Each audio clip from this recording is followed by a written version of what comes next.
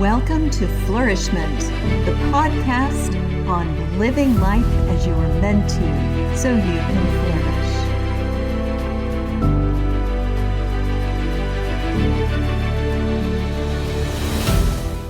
Welcome, everyone. I have an amazing woman of God here with me today. Her name is Amy Debrucque. She's a wife, a mom of four, a cancer survivor, and author of Embolden. She's the founder of the Life on Purpose movement and host of the Life on Purpose podcast, where she encourages women to live life on purpose instead of in fear. Welcome, Amy. I'm so glad that you're on Flourish-Meant today.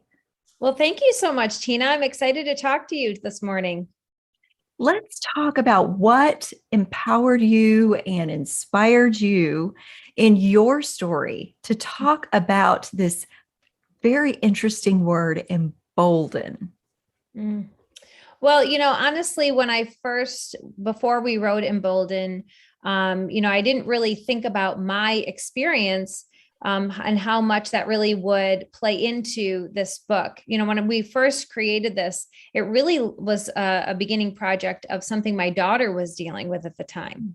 And it didn't take long, though, with many conversations that we had that, fear never really ages out. And so fear was the connect between the two of us things that I had faced in my past that led me to live with, years of severe anxiety. And then her in her early 20s and how I could see where that could spiral out of control as well if we didn't nip it, where and when it needed to be. And so that's really where Embolden came out of. But I could relate to the fear piece. And being emboldened, I think, was a message that we wanted women to get as early as possible to know that they didn't have to live with anxiety and fear, and how they could do that early on. This is a book that I wish I had when I was a young adult. And although I do appreciate everything that God has allowed in my life, and I think that that's helped me to create this, I think it's a great resource for young women, especially. And saying that, when we created it, I feel like the 4 weeks that we talk about never age out. I think it's just a matter of, sometimes we get in hard seasons in life, and it's one of these books where you can re-pick it back up and say, okay, I maybe dropped the ball here, and how can I get this back on track? I feel like this is such a timely message, especially right now. Anxiety and stress are at a peak at this moment in our history as human beings. We are more facing fear as a pandemic than we are any other virus that could possibly be out there. So I'm really thankful that you took the time and the effort and the perseverance to get through this project to put this out for people. Let's talk about this amazing piece that you have included in not just emboldening yourself, but in doing that for others. I think that that's an important thing to talk about, because the way that we work together is how we stay emboldened. Right. Well, you're absolutely right. That was the perfect lead in for that. I think a lot of times, I don't think it's necessarily a conscious thing, but we meet women where they are, but we don't do anything after that. And so, I think it's really important, and this was very intentional for Blair and I, is to meet them where they are, but not leave them there. We do have to follow up. And I do think it doesn't necessarily always have to be someone much older, but it does have to be someone who is willing to continue to come alongside that person, continue to check in, let them know that they're not alone. Share your honesty and vulnerabilities of things that you can relate to them, but check back around, help them. It's really hard. It's easy to identify with someone, but sometimes they need that extra step. And it's really important as in fellowship, especially with women, to make sure we just don't forget. And we do naturally sometimes, right? Life gets busy, and we all have our own, priorities that we have. We have families, we have jobs and different things. But if we could just take a little bit of time to just, even if we have to write a note to ourselves to say, I need to follow back with this person. And, oh, here's a woman's Bible study, and you get that woman's name in your head and do something with it. Don't let it just lie there, because those are the ways I think that we can continue to embolden each other. And I think that's how we're created. We're created to work out these things in community. When we get into those isolated spaces, which we have suffered from in these recent few years, that's where we start to get more fearful. And that's where our emotional and mental well-being starts to break down. We need the community of other people to help us build up and get stronger and stay stronger. We build one another up mutually by being in fellowship. Absolutely. Absolutely. I think it's such a priority. And honestly, and I'm very I'm candid about this. I've shared this many times. One of the biggest reasons I think I lived with anxiety for so many years was because I was embarrassed to share my weakness of what I thought it was. I was embarrassed to share my grief and all of that. Now, years later, and some of that's just age and wisdom that comes with that, and you see the connection in the community that can come. It's such a healing process. It's such a gift to be able to do that. But it is scary, but it's something that is so worth it. And that's why sometimes I feel like you need that other person to help the woman who is struggling to want to be able to share, to want to step into something. Because when you're not in a great mental space, it's hard to show up for things like that. That's where we need the other women to help us along. That's right. I agree with that 100%. I'm going to take a break for just a second and talk about something that's related. I have 2 new courses that just came out this year on stress and anxiety. The first one that came out is the comprehensive 10-week course presented by 15 experts in 10 minutes a day. For 10 weeks, you could change your life. It comes with a workbook, a resource page, and tons of bonuses from all of our guest presenters. So I encourage you to check that out. I will include that link in the show notes. Now let's get back to Amy's story. Tell us, Amy, how do we start this process of going from a place of fear and insecurity, of doubting our purpose, to being emboldened to discover our own purpose, and then from there to move into helping others discover purpose as well? Well, I think that's a great question, Tina, because really you can't reach back for that woman if you're still in a place that's struggling. And so one of the things that we did that was also intentional in the book was we started with what we feel like holds women back the most, or holds really anybody back the most, and that's fear. So we start with week 1 being fearless. But what does that look like? We all struggle with fear, but it's very unique to the individual that's experiencing it. So it's kind of that opportunity to take a pause. Like I had said before, we're always very busy in our lives, and sometimes we don't take the necessary pause where it could really benefit us. We take the pause for like scrolling and all of those things. And we feel like, okay, well, that's just an enjoyment break. And for the most part, I think that that's true.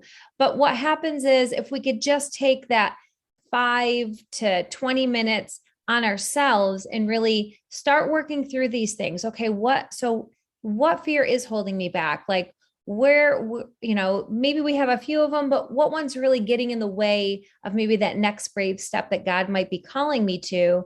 And then once we can kind of address that, then what is at the root of that fear? And so we try to just have people just think a little bit deeper than just surface related about their fears and what that looks like. Because I think once you can name it and claim it, then it starts losing the power it has over your life.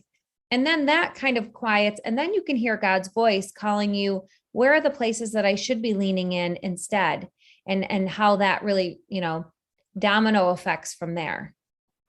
That is so true, because fear always magnifies the potential effects of what could happen, and it makes it seem bigger than it really is.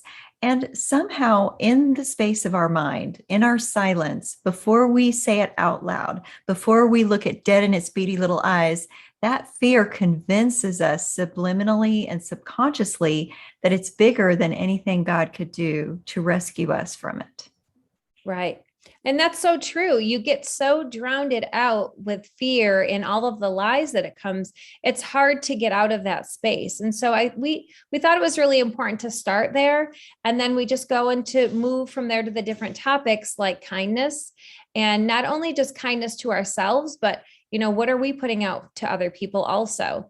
Sometimes that really affects our life. And so there's a lot of self checking to see where you're actually at. I think a lot of times we might think we're in a certain place, we might think we act or speak a certain way, but sometimes until we're calling ourselves out, and this is a gentle way to do it. It's, private. It's, you don't have to necessarily share it with anyone, but as long as you're seeing it and you can see where you might need to do a little bit more work, I think that's the most important. And then we just move on to topics like temptation, which we all fall into, whether it's too much time, like I said, on social media, or just it could be anything, and go from there. And what is tempting us? And again, everything relates back to are these actions hindering us from a calling that maybe God has on our heart to be brave, to be emboldened, and then to embolden others, because those things little by little begin to hold you back without you even realizing it. One of the biggest things that my daughter and I both struggle with is getting out of our comfort zones. And so I think those are the times, though, when you do that, even though it's scary. And I always say, even if you show up for something that you feel like was miserable experience, but the reality is it's still a win because you went, you faced your fear, you took yourself out of your comfort zone. And even if nobody acted or, appreciated the event of you doing it, you still did it. And it's still a win because you were obedient. And then the more you do that, I think it's easier to hear that, and it's easier to lean in when he's calling. That is so good. And it makes me think, when we get to those places where things don't work out, how do we look at that differently than just a fail? How do we look at what we gained from it, what we learned from it, and how we grew? And that's really a great point that you made when you were talking about it's still a win when you have shown up for something. That's really good. Right. Well, I think it's hard to do. I don't say that flippantly, because one of the things, Blair and I always laugh about is we're both introverts. So what could be seem like nothing to somebody else could feel very significant and scary to the introvert. And it could be something as simple as, oh, I've always wanted to, join this class, or wanted to join this group, or go to this thing by myself, or whatever. And to some people that seems like, why are you even talking that out? But to somebody else, that's a scary step. But I think the more we can push past what those fears are, because like you had pointed out, Tina, the fears are normally just lies, but they do consume us, and it really hinders your confidence. And that confidence trickles into every aspect of your life without even recognizing it. And then you wake up and you're like, okay, now I'm afraid of everything. If I can't control it, or if I don't know what the end result is always going to be, then I'm not going to do it. And the fear also lies to us to tell us that not moving is better than trying. And that isn't true. Absolutely. Absolutely. That is such a lie, but it locks you into that place, though. And I feel like it kind of holds you in a bondage that you don't even realize that you're in until you see. And this is what I see a lot of times on social media. I feel like that's a comfort zone for many people, because they're watching people's lives, but they're not living their own. That's true. And there's no risk involved because you're just observing. Right. Right. There's no risk involved. But there's no growth involved either. So where there's no risk, there's no growth. And do we really, really experience life in a more fulfilling way when there's no risk and no growth? Right. And the answer to that undoubtedly is no. And so that's where we end actually our fourth week is growth, because we want the person to grow. We want them to see the growth. And that's why we acknowledge those small wins, because every small win is growth. And sometimes, like I said, sometimes we don't even pay attention to it. But I think, again, that's a lot of the distractions we have, the busyness. And so I think it would be nice also when you're sitting down and you're like, oh, well, I actually did do that. I did that with my youngest daughter the other day. We were going through it, she and I, because my oldest daughter and I wrote it. And so I wanted to just go through it page by page with my youngest daughter because she's 15.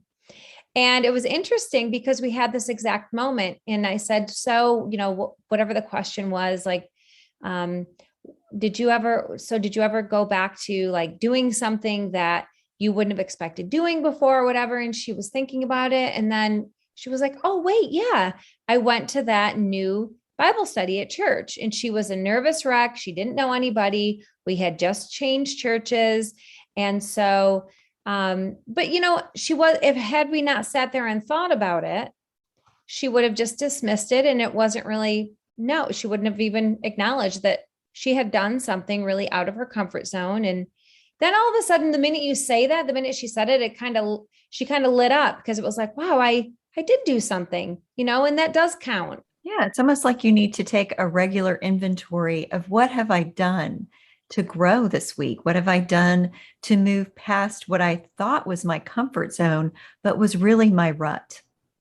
Absolutely. Absolutely. And I think it's hard because it's easy to stay in the rut. And then the other side to that is when we are taking the time to take inventory, then we can see the other gaps that we need to really dig in and take hold of and say, you know what?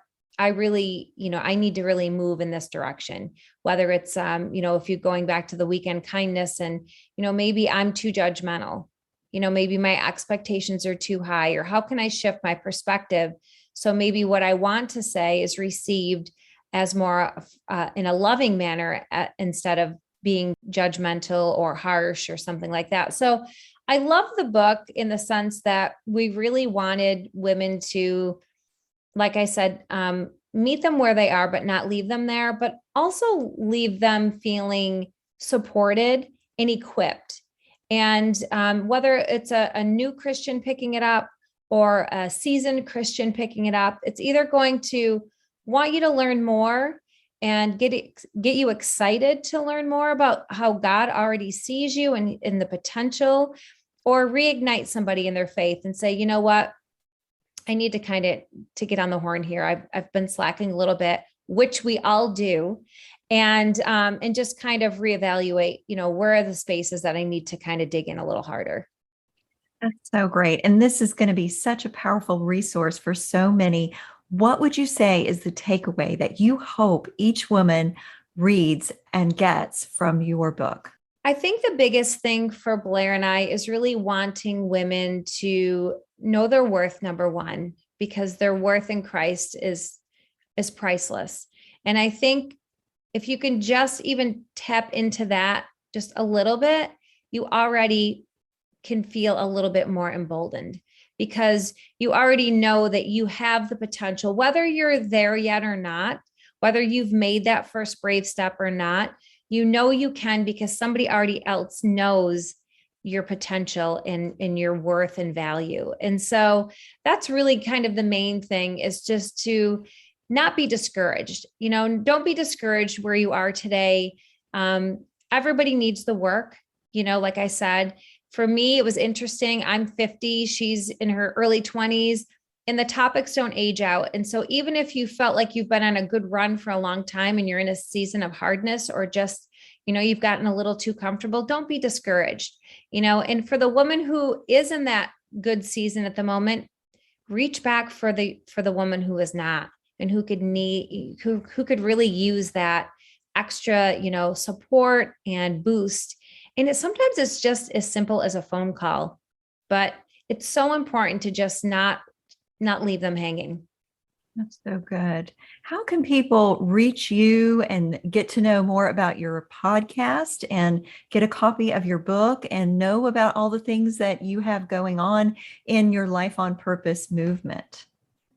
Sure. Well, you can reach me. My handle on social media is @Amy Debrucque, which I know that's a long last name, but As far as my website, it's Amy Debrucque also, but you can also connect it with Amy at surrenderyourfear.com. It goes back to the same website.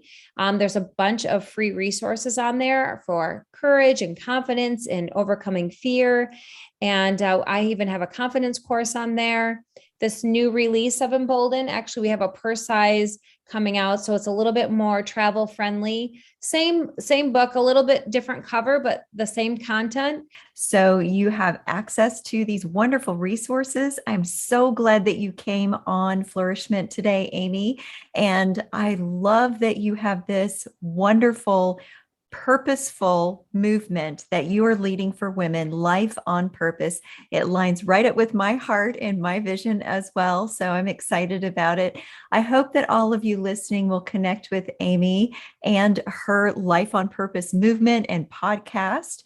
And I also hope that you will come back for the next episode of Flourish-Meant. Flourish-Meant is part of the Spark Media Network and can be found on the Edify app.